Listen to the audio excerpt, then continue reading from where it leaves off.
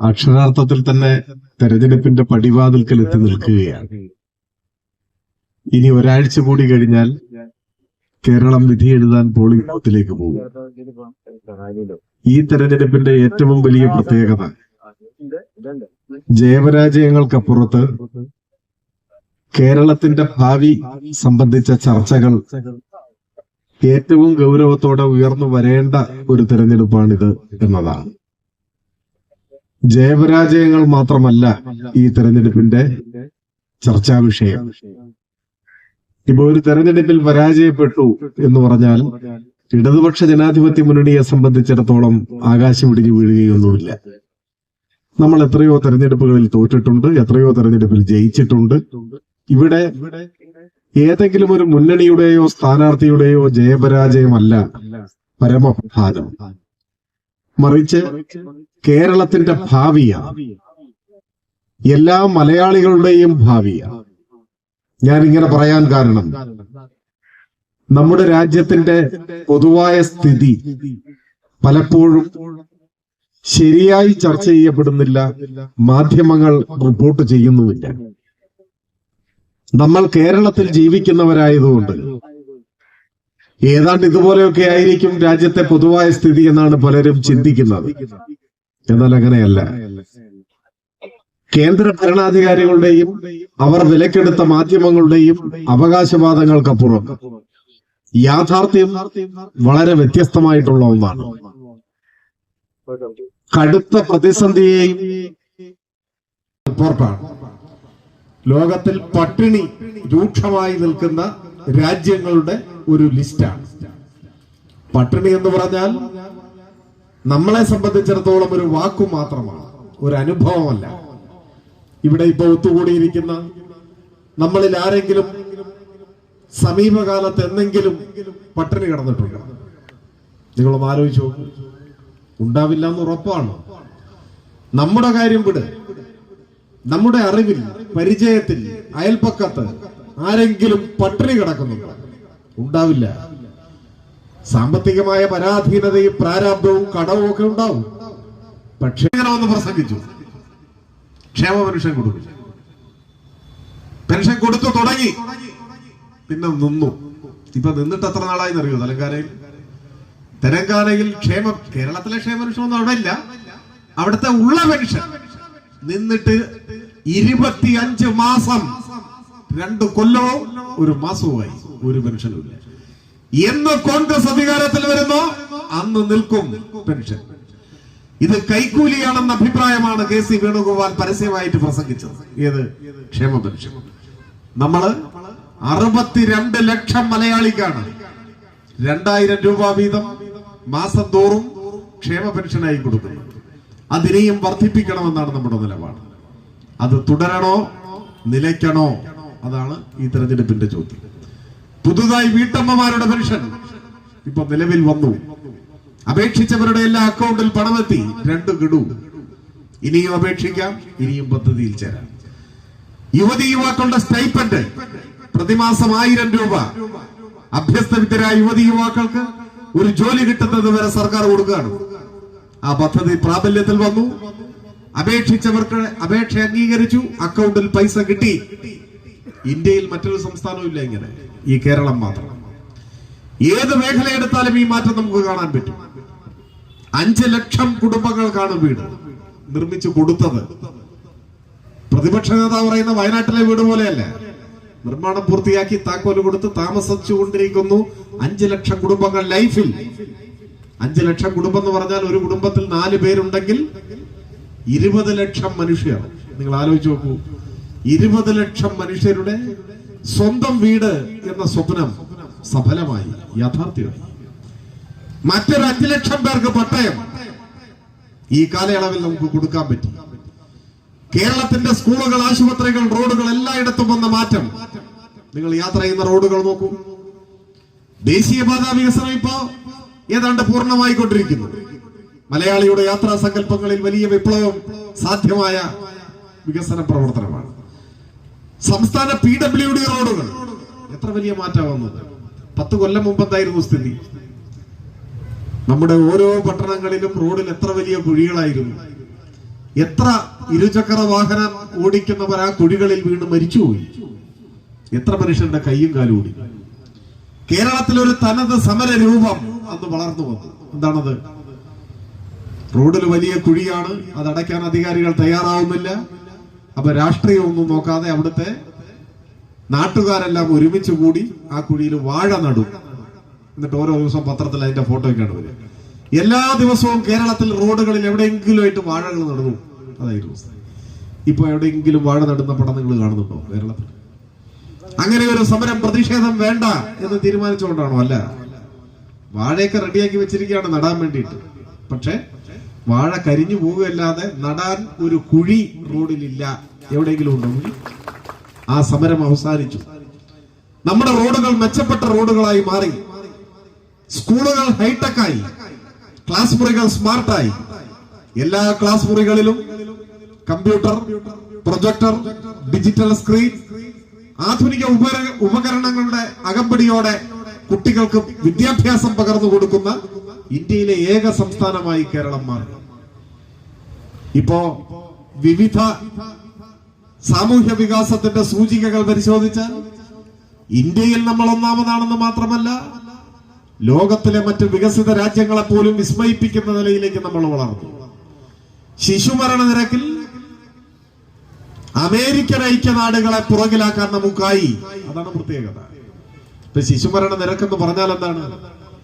1000 കുഞ്ഞുങ്ങൾ ജനിച്ച് ഒരു വർഷമാകുമ്പോഴേക്ക് അതിൽ എത്ര കുട്ടികൾ മരിച്ചു പോകുന്നു, ഇതിന്റെ കണക്കാണ് ശിശുമരണ നിരക്ക്.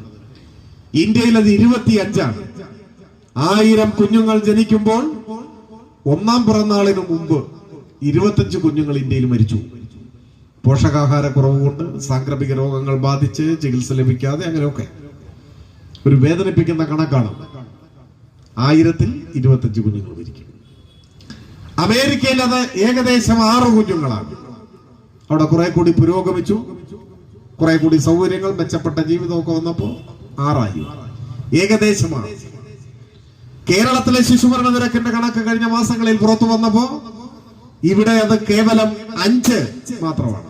അമേരിക്കയേക്കാൾ ഒരു പടി മുന്നിൽ. ഏത് അമേരിക്ക? ലോക വ്യാവസായിക മുതലാളിത്തത്തിന്റെ പറുദീസ എന്നറിയപ്പെടുന്ന അമേരിക്ക. എല്ലാ ആഡംബരങ്ങളുടെയും സുഖസൗകര്യങ്ങളുടെയും അവസാന വാക്കായ അമേരിക്ക. ആ അമേരിക്കയെ ഈ കൊച്ചു കേരളം, ഏത് കേരളം?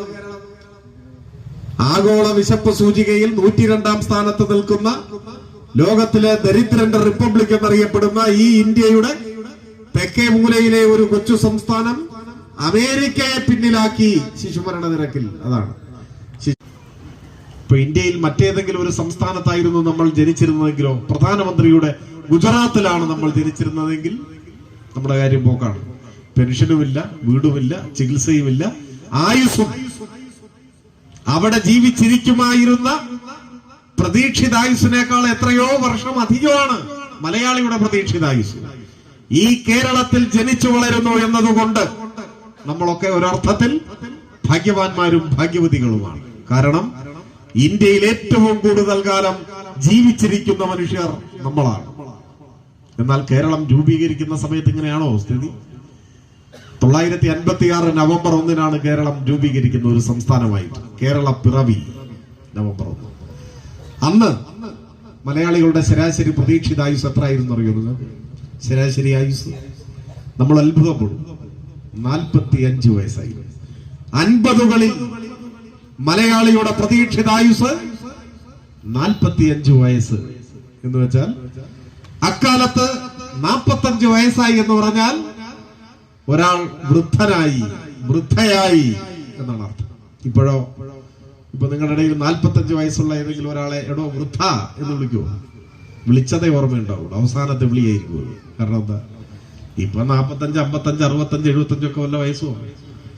90 വയസ്സുള്ള ഒരാൾ തലമുടിയൊക്കെ ഇങ്ങ് കറുപ്പിച്ചിട്ട് ഇങ്ങോട്ട് കയറി വന്നാൽ 90 വയസ്സായി ആരെങ്കിലും പറയും? ഇല്ല. ഇപ്പൊ മനുഷ്യരുടെ പ്രായം മനസ്സിലാക്കാനുള്ള ഏക മാർഗം മുടി നരച്ചതാണോ കറുത്തതാണോ എന്ന് നോക്കുക മാത്രമേ മാർഗൂ. മുടി കറുപ്പിച്ചാൽ പ്രായത്തിൻ്റെതായ ഒരു അടയാളവും മുഖത്ത് നമുക്ക് കണ്ടുപിടിക്കാനാവില്ല. ഈ ജയനൊക്കെ ഡൈ ചെയ്യാത്തോണ്ടാണ്. ഡൈ ചെയ്ത് കഴിഞ്ഞാൽ നല്ല ലക്ഷണമൊത്ത ഒരു യുവാവ്. ഇതാണ് സ്ഥിതി. എങ്ങനെ മാറി ഈ മാറ്റം? പ്രതീക്ഷിതായുസ് 45 നിന്ന് 55, 65, 75 ഒക്കെ കടന്നു ഇപ്പോ കേരളത്തിൽ പ്രതീക്ഷിതായുസ്. ഈ മാറ്റം എങ്ങനെ ഉണ്ടായി? അതാണ് മലയാളിയുടെ ജീവിതത്തിൽ വന്ന മാറ്റം. ആ മാറ്റത്തിന്റെ മുന്നിൽ നിന്നു ആദ്യത്തെ കമ്മ്യൂണിസ്റ്റ് ഗവൺമെന്റ് മുതൽ ഇങ്ങോട്ട് ഗവൺമെന്റിന്റെ റോൾ എന്താണ് ഇതിൽ? ഇപ്പൊ ഇടതുപക്ഷത്തെ വിമർശിക്കുന്നവരുണ്ട്. കേരളത്തിന്റെ ഇന്നലകളിലേക്ക് ഒന്ന് തിരിഞ്ഞു നോക്കിയാൽ ആ വിമർശിക്കുന്നവരുടെ ഉൾപ്പെടെ പൂർവികന്മാരുടെ ജീവിതത്തെ മുന്നോട്ട് നയിച്ചത് ഈ മഹാപ്രസ്ഥാനമാണ് എന്ന് കാണാൻ പറ്റും.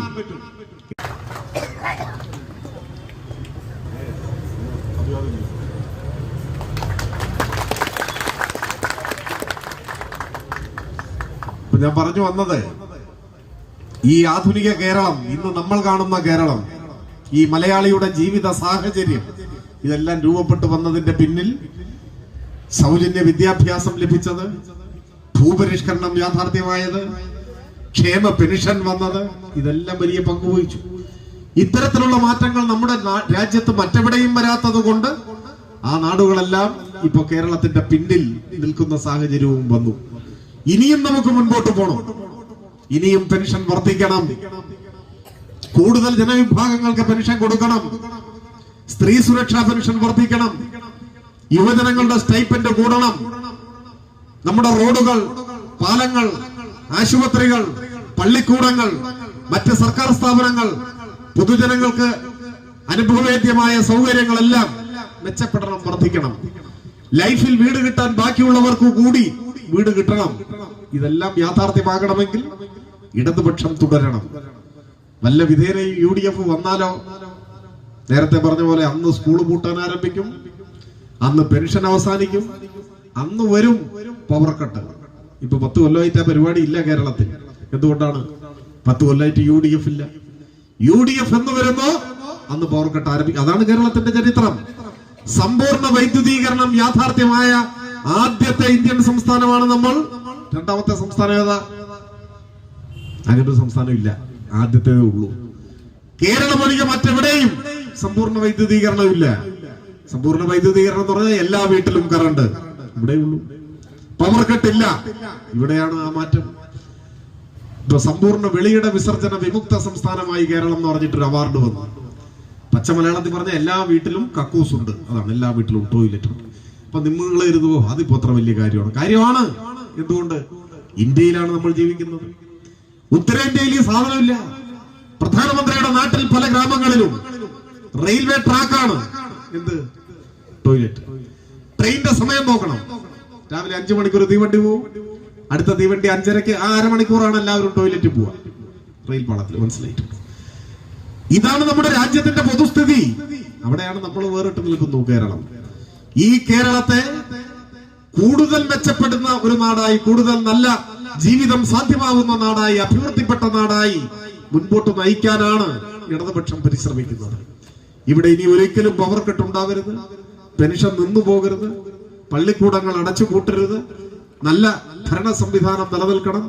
ഇതൊക്കെ പറയുമ്പോഴും ഇതിനേക്കാളെല്ലാം ആദ്യം നാം ഓർമ്മിക്കേണ്ട മറ്റൊരു പ്രധാനപ്പെട്ട കാര്യവും, ഒരുപക്ഷെ ഇടതുപക്ഷ ഭരണത്തിന്റെ ഏറ്റവും വലിയ നേട്ടം എന്ത് എന്നാരെങ്കിലും ചോദിച്ചാൽ ആദ്യം പറയേണ്ടത് ഇതൊന്നും ആയിരിക്കില്ല ഒരുപക്ഷെ. അതെന്താണ്? ഈ കേരളത്തിൽ 10 വർഷമായി സമാധാനമായി നമുക്ക് ജീവിക്കാം. അതാണ് ഏറ്റവും പ്രധാനം. അപ്പൊ ചിലർ ചോദിക്കും അതെന്താണ് ഇത്ര പ്രത്യേകതയുണ്ട്? കേരളത്തിൽ മാത്രമേ അത് പറ്റൂ. ഇന്ത്യയിലെ മറ്റു സംസ്ഥാനങ്ങളിൽ നിന്നും വരുന്ന വാർത്ത എത്രമാത്രം വേദനാജനകമാണ്. എത്ര മനുഷ്യരാണ് നിത്യേന ഇന്ത്യയിൽ കൊല്ലപ്പെടുന്നു? മതത്തിന്റെ പേരിൽ, വിശ്വാസത്തിന്റെ പേരിൽ, ജാതിയുടെ പേരിൽ, കഴിക്കുന്ന ഭക്ഷണത്തിന്റെ പേരിൽ മനുഷ്യരെ കൊന്നുതള്ളുകയല്ലേ. വർഗീയ വിദ്വേഷം വിതച്ച് മനുഷ്യരെ തമ്മിലടിപ്പിച്ച് വർഗീയ കലാപങ്ങൾ ഉണ്ടാക്കി എത്ര മനുഷ്യരെയാണ് കൊന്നുകളയുന്നത്? മണിപ്പൂർ ഉൾപ്പെടെയുള്ള അനുഭവങ്ങൾ നമ്മുടെ മനസ്സിലുണ്ട്. മണിപ്പൂരിൽ മാത്രമല്ല, ഉത്തരേന്ത്യയിൽ മാത്രമല്ല, ഇങ്ങനെ വന്ന് ദക്ഷിണേന്ത്യയിലേക്ക് വരികയാണ്. ഇദ്രിസ് പാഷ കൊല്ലപ്പെട്ടത് കർണാടകയിലാണ്. നമ്മുടെ മലയാളിയായ സഹോദരൻ അഷറഫ് ഏതാനും മാസങ്ങൾക്ക് മുൻപാണ് അതിർത്തിക്കപ്പുറത്ത് മംഗലാപുരത്ത് വെച്ച് മൃഗീയമായി അടിച്ചു കൊന്നുകളഞ്ഞില്ലേ. അതിർത്തിക്കപ്പുറത്തെ അനുഭവങ്ങളുടെ അടിസ്ഥാനത്തിൽ നമ്മുടെ നാടിന്റെ സമാധാനം സംരക്ഷിക്കണം എന്ന നിലപാടെടുത്തു. അപ്പൊ ചിലയിടങ്ങളിലൊക്കെ അത് വാക്കേറ്റമായി, വാക്കുതർക്കമായി, ചില്ലറ പ്രശ്നങ്ങളൊക്കെ ഉണ്ടായി. ആ സമയത്ത് RSSന്റെ ശാഖകൾക്ക് ഞങ്ങൾ കാവൽ നിന്ന് സംരക്ഷണം കൊടുത്തു എന്നാണ് കെ സുധാകരൻ പ്രസംഗിക്കുന്നത്. ആ RSSന്റെ ആചാര്യൻ ഗോൾവോൾക്കറുടെ ചില്ലിട്ട ചിത്രത്തിന്റെ മുന്നിൽ മുട്ടുമടക്കി നട്ടല് വളച്ച് ശിരസ് കുനിച്ചു നിന്ന് വിളക്ക് കൊളുത്തി അദ്ദേഹത്തെ പാടി പുകഴ്ത്തിയ വ്യക്തിത്വമാണ് നമ്മുടെ ഇപ്പോഴത്തെ പ്രതിപക്ഷ നേതാവ്. അതേസമയം ജമാഅത്തെ ഇസ്ലാമി UDFലെ ഒരു അനൗപചാരിക ഘടകകക്ഷിയായി മാറിക്കഴിഞ്ഞു. ഇരു കൂട്ടരെയും കൂട്ടിയിരിക്കുകയാണ്. ഇവരുടെ പിന്തുണയോടുകൂടി മുൻപോട്ട് പോയാലുള്ള സ്ഥിതി എന്തായിരിക്കും? വർഗീയതക്കെതിരെ നിലപാട് സ്വീകരിക്കാൻ പറ്റും. വർഗീയതയുടെ തടവിലായി പോകില്ലേ? ആ അപകടമാണ് നമ്മുടെ മുന്നിൽ നിൽക്കുന്നത്. അതുകൊണ്ട് ഞാൻ കൂടുതൽ ദീർഘിപ്പിക്കുന്നില്ല. പറഞ്ഞു വന്നത്, നമ്മുടെ നാടിന്റെ എല്ലാ നേട്ടങ്ങളെയും സംരക്ഷിക്കണം. പെൻഷൻ മുടങ്ങരുത്, പവർ കട്ട് വരരുത്, സ്കൂള് പൂട്ടരുത്, റോഡ് കേടാവരുത്, ആശുപത്രികൾ ഇനിയും മെച്ചപ്പെടണം. അതോടൊപ്പം നമ്മുടെ സമാധാനവും തകരാൻ പാടില്ല. സമാധാനമായി ഉറങ്ങാനാവണം, ജീവിക്കാനാവണം. പരസ്പര സ്നേഹ ബഹുമാനങ്ങളോടെ നമുക്കെല്ലാവർക്കും ഈ നാട്ടിൽ ജീവിക്കാനാവണം. അതിന് വർഗീയവാദികളെ നിലയ്ക്ക് നിർത്താൻ വർഗീയതയുമായി സന്ധി ചെയ്യാത്ത ഇടതുപക്ഷത്തിന് മാത്രമേ കഴിയൂ. നമ്മൾ പറയുന്നുണ്ടല്ലോ, എല്ലാ വർഗീയതയും എതിർക്കും. ഏത് നിറായാലും വേണ്ടില്ല, ഏത് രൂപത്തിൽ വന്നാലും വേണ്ടില്ല. മതനിരപേക്ഷതയുടെ കൊടിക്കൂറയാണ് ഉയർത്തിപ്പിടിക്കുക. ആ ധീരമായ നിലപാട് ഇന്ത്യയിൽ നമ്മൾ മാത്രമേ സ്വീകരിക്കുന്നുള്ളൂ. ഇടതുപക്ഷ പ്രസ്ഥാനങ്ങൾ മാത്രമേ സ്വീകരിക്കുന്നുള്ളൂ. അതുകൊണ്ട് ഈ തിരഞ്ഞെടുപ്പിൽ വോട്ട് ചെയ്യുമ്പോൾ ഏതൊരാളുടെയും മനസ്സിൽ വരേണ്ടത് കേരളത്തിന്റെ ഭാവിയാണ്, നാടിന്റെ ഭാവിയാണ്. നമ്മുടെ നാട് തകർന്നു പോകരുത്, നമ്മുടെ നാട് നശിച്ചു പോകരുത്. അതാണ് ഈ തെരഞ്ഞെടുപ്പിന്റെ ഏറ്റവും പ്രധാനപ്പെട്ട വിഷയം. ഇവിടെ ഇടതുപക്ഷത്തെ പ്രതിനിധീകരിക്കുന്നത് നമ്മുടെ പ്രിയങ്കരനായ സ്ഥാനാർത്ഥി ഇവിടെ വേദിയിലുണ്ട്. അദ്ദേഹം സംസാരിക്കും. മുഹമ്മദ് സമീർ പിയ, അദ്ദേഹത്തിന്റെ തിരഞ്ഞെടുപ്പ് ചിഹ്നം ലോറിയാണ്. ലോറിയുടെ പ്രത്യേകത, ഇന്ന് നിരത്തിലോടുന്ന ഏറ്റവും കരുത്തുറ്റ വാഹനം ലോറിയാണ്.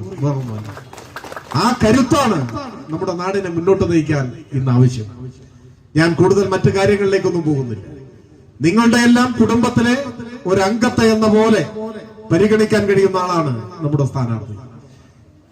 സമീറിനെ വിജയിപ്പിച്ചാൽ നിങ്ങൾക്ക് അഭിമാനിക്കാം, സ്വന്തം കുടുംബത്തിലെ ഒരാൾ കേരള നിയമസഭയിലുണ്ട്.